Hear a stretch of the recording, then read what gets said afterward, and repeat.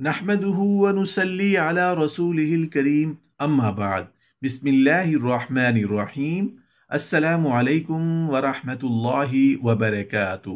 وہ عورتیں جن کے لیے زنا کی سزا معاف ہے، ان عورتوں کے لیے زنا جائز ہے۔ ایسی عورتیں جتنا مرضی زنا کر لیں ان پر کوئی حد نہیں لگے گی اور نہ کوئی سزا ملے گی۔ محترم ناظرین، بظاہر تو یہ بات آپ کو بہت عجیب لگے گی کہ زنا کا مرتکب ہونا بہت بڑا گناہ ہے، لیکن آخر کیا وجہ ہے کہ اگر اس طرز کی عورتیں، ایسی خصوصیات رکھنے والی عورتیں زنا کر بھی لیتی ہیں تو ان کو کوئی گناہ نہیں ہوگا، ان کے لیے زنا جائز ہے۔ محترم ناظرین، کیا آپ کو معلوم ہے کہ زمین بولتی بھی ہے، سنتی بھی ہے، خوشی غمی کو بھی محسوس کرتی ہے اور اس کا اظہار بھی کرتی ہے۔ ایک روایت ہے جس کا مفہوم کچھ اس طرح ہے کہ رسول اللہ صلی اللہ علیہ وآلہ وسلم نے فرمایا، دو موقع ایسے ہیں جن پر زمین روتی ہے۔ پہلا موقع یہ ہے کہ جب ناحق کسی کا خون بہایا جاتا ہے تو مقتول کا قطرہ زمین پر گرتے ہی زمین پکارتی ہے، الہی مجھے اجازت دے تاکہ میں قاتل کو ابھی نگل جاؤں۔ آواز آتی ہے، ذرا صبر کر کہ یہ تیرے اندر ہی آئے گا۔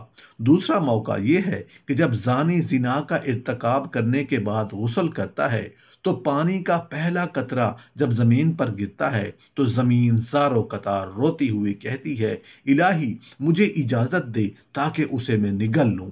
آواز آتی ہے، تھوڑا صبر کر یہ تیرے پاس ہی آئے گا۔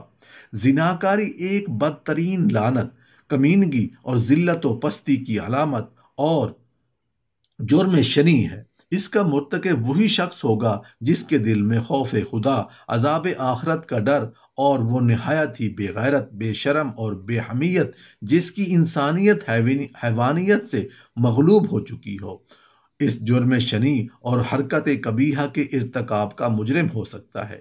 قرآن کریم نے زنا تو کیا اس کے قریب جانے سے بھی منع فرمایا۔ بدکاری کے پاس نہ جاؤ، بے شک وہ بے حیائی اور بہت ہی بری راہ ہے۔ چنانچہ ارشاد باری تعالیٰ ہے کہ پس اگر وہ توبہ کر لیں اور اصلاح کر لیں تو ان سے منہ پھیر لو، بے شک اللہ تعالیٰ توبہ قبول کرنے والا اور رحم کرنے والا ہے۔ عورتوں میں سے جو بے حیائی کریں یعنی زنا کروائیں اور ان کے بارے میں گواہی مل جائے تو ایسی عورتوں کو گھروں میں بند کر دو، یہاں تک کہ ان کو قید میں رکھو کہ وہ مر جائیں یا اللہ تعالیٰ ان کے لیے کوئی اور بہتر راستہ نکال لے، اور جو مرد ایسا کرے تو انہیں ایذا دو۔ پھر اگر وہ توبہ کر لیں اور اپنی اصلاح کر لیں تو ان سے منہ پھیر لو، بے شک اللہ توبہ قبول کرنے والا ہے۔ محترم ناظرین، حضرت علی علیہ السلام کے بے شمار واقعات تاریخ کی کتب سے ملتے ہیں جن سے ہمیں رہنمائی ملتی ہے۔ انہی میں سے ایک ایسا واقعہ بھی ملتا ہے جو زنا کے متعلق ہے اور اپنی نوعیت کا عجیب واقعہ ہے۔ یہ واقعہ اس طرح سے بیان کیا گیا ہے کہ ایک روز حضرت علی علیہ السلام مدینے کی ایک گلی سے گزر رہے تھے تو آپ دیکھتے ہیں کہ چند لوگ ایک عورت کو گھسیٹ کر لے جا رہے ہیں۔ وہ عورت خوف سے کانپ رہی تھی اور مرد اس کو گھسیٹ کر لے جا رہے تھے۔ جب حضرت علی علیہ السلام نے یہ منظر دیکھا تو ان لوگوں سے پوچھا کہ تم اس عورت کو کیوں گھسیٹ کر لے جا رہے ہو؟ تو ان لوگوں نے حضرت علی علیہ السلام سے کہا کہ اس عورت نے زنا کیا ہے، اور امیر المومنین حضرت عمر بن خطاب رضی اللہ تعالی عنہ نے حکم دیا کہ اس عورت کو سنگسار کر دیا جائے۔ حضرت علی علیہ السلام نے جب ان لوگوں کی بات سنی تو آپ نے اس عورت کو ان لوگوں کے ہاتھ سے چھڑا لیا اور کہا کہ اس معاملے کو میں خود دیکھوں گا۔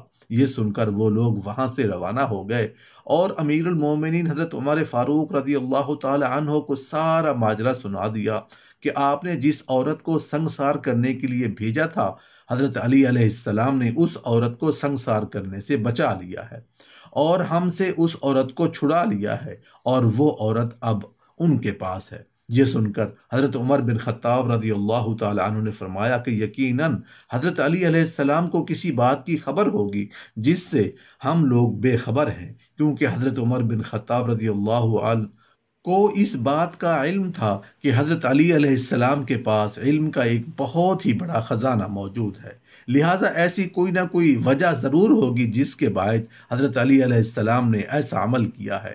اس پر حضرت عمر فاروق رضی اللہ تعالیٰ عنہ نے فرمایا کہ اے لوگوں جاؤ اور حضرت علی رضی اللہ تعالیٰ عنہ کو بلا کر لاؤ۔ لوگ گئے اور حضرت علی علیہ السلام عنہ کو پیغام دیا۔ کچھ ہی دیر میں حضرت علی رضی اللہ تعالیٰ عنہ وہاں پہنچ گئے۔ حضرت عمر بن خطاب رضی اللہ تعالیٰ عنہ نے حضرت علی علیہ السلام سے پوچھا کہ اے علی، کیا وجہ ہے کہ تم نے لوگوں کو اس عورت کو سنگسار کرنے سے روکا؟ تب حضرت علی علیہ السلام نے فرمایا، کیا آپ نے نہیں سنا کہ حضرت محمد صلی اللہ علیہ وآلہ وسلم نے فرمایا ہے کہ 3 لوگوں کے اوپر سے قلم اٹھا لیا جاتا ہے، یعنی ان کے اعمال لکھے نہیں جاتے اور وہ بے قصور ہوتے ہیں، یعنی ان کے گناہ نہیں لکھے جاتے۔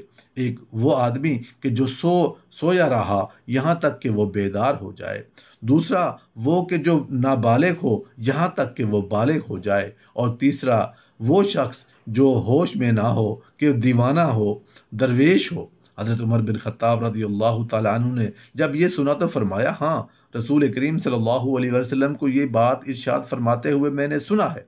اس پر حضرت علی علیہ السلام نے مسکرا کر فرمایا کہ اے امیر المومنین، اس عورت کو کبھی کبھی دیوانے پن کے دورے پڑتے ہیں اور یہ اپنے ہوش کھو بیٹھتی ہے۔ ہو سکتا ہے کہ وہ آدمی جس نے اس کے ساتھ زنا کیا ہو، اس نے اس کے دیوانے پن کا فائدہ اٹھایا ہو۔ حضرت عمر رضی اللہ تعالیٰ عنہ نے جب یہ سنا تو اس عورت کو رہا کرنے کا حکم دیا۔ محترم ناظرین، اس واقعہ سے ہمیں معلوم ہوا کہ ایسے کون سے لوگ ہیں جو زنا کر کے بھی بے قصور ہوتے ہیں۔ حضرت علی علیہ السلام کے پاس علم کا ایک بہت ہی بڑا خزانہ موجود تھا، اسی لیے انہیں باب العلم بھی کہا جاتا ہے۔ حضرت علی علیہ السلام کی زندگی کا ایک اور قابل ذکر واقعہ ہے۔ حضرت علی اپنی ہی عبادت پورے وقت پر کیا کرتے تھے، یہی بات کفار اور منافقین کو کسی بھی صورت بھاتی نہیں تھی۔ ایک روز منافقین نے یہ طے کیا کہ جب حضرت علی علیہ السلام نماز ادا کرنے لگیں تو وہ انہیں عبادت سے دور رکھیں گے اور انہیں باتوں میں مشغول کر کے ان کی عبادت میں خلا پیدا کر دیں گے تاکہ ان کی عبادت تاخیر کا شکار ہو جائے۔ لہٰذا انہوں نے عصر کے وقت جب دیکھا کہ حضرت علی علیہ السلام نماز کے لیے تشریف لے کر جا رہے ہیں تو انہوں نے آپ علیہ السلام کو روکا اور کہا کہ اے علی علیہ السلام، ہمیں ایک سوال کا جواب دیجئے کہ وہ کون کون سے جانور ہیں جو بچے دیتے ہیں اور کون کون سے جانور ہیں جو انڈے دیتے ہیں۔ ان کا خیال تھا کہ جب حضرت علی علیہ السلام ہمیں جانوروں کے نام گنوانا شروع کریں گے تو اس عمل میں کئی گھنٹے لگ جائیں گے اور یوں آپ کی نماز قضا ہو جائے گی۔ حضرت علی علیہ السلام نے منافقین کا یہ سوال سن کر اپنا دایاں پاؤں مسجد کے اندر رکھا اور مسکراتے ہوئے فرمایا کہ وہ تمام جانور جن کے کان باہر ہوتے ہیں وہ بچے جنتے ہیں، جبکہ وہ تمام جانور جن کے کان اندر کی جانب ہوتے ہیں وہ انڈے دیتے ہیں۔ یہ کہہ کر آپ نے اپنا بایاں پاؤں بھی مسجد کے اندر رکھا اور نماز کے لیے تشریف لے گئے۔ یہ سن کر منافقین کے چہروں پر مایوسی چھا گئی اور وہ حیران پریشان کھڑے ہو کر حضرت علی علیہ السلام کو نماز ادا کرتے دیکھتے رہے۔